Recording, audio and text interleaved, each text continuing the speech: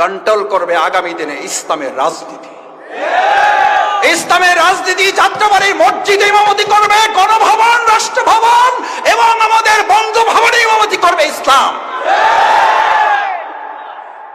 আমি একটা কথা মাঝে মধ্যে বলি, হাঁসের মধ্যে একটা নাম আসে, ওইটার নাম কি? কি হাঁস? সবচেয়ে ছোট হাঁস যেটা, ওইটার নাম রাজাহাঁস। সবচেয়ে ছোট মেস্তুরি যেটা, ওইটার নাম রাজমেস্তুরি। সবচেয়ে ছোট রাস্তার নাম রাজপথ।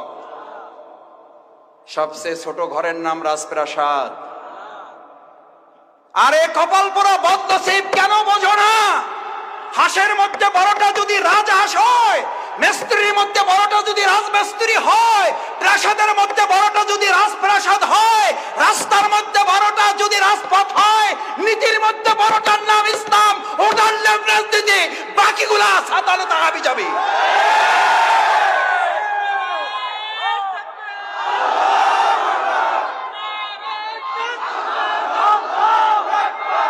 আমরা রাজনীতি করব না। আমাদেরকে রাজনীতি করতে নিষেধ করেন, আমাদেরকে রাজনীতি করতে নিষেধ করেন। রাজহাঁসকে পৃথিবী থেকে বিদায় দেন। রাজমিস্ত্রিকে বলে দেন তোমাদের আর রাজমিস্ত্রি করে চলবে না। রাজপথ বাদ দেন, অলিগলিতে হাঁটেন। ইসলামের নীতিতে মসজিদ চলে বলে মসজিদে গেলে শান্তি না অশান্তি? ও ভাই, মসজিদে গেলে শান্তি না অশান্তি? ওটা কিসের আলোকে চলে? ওই আল্লাহর বিধানের আলোকে যদি এই সমাজটাও চলে, তাহলে ওখানে শান্তি না অশান্তি? শান্তি না অশান্তি?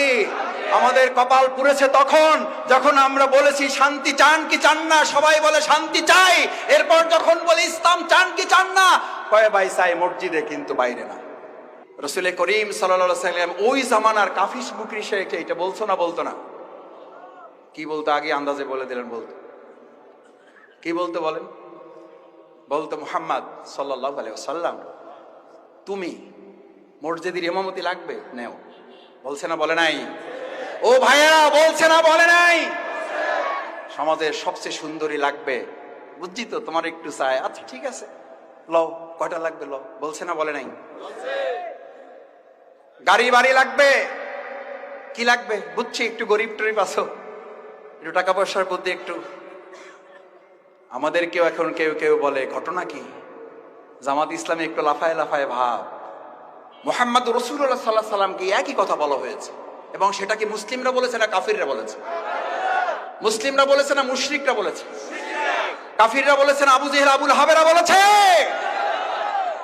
কোরআন নাজিল হয়ে গেল বিসমিল্লাহির রহমানির রহিম, ওয়াদ্দু লাউ তুদহিনু ফায়ুদহিনুন ফালা তুকাজ্জিবুন।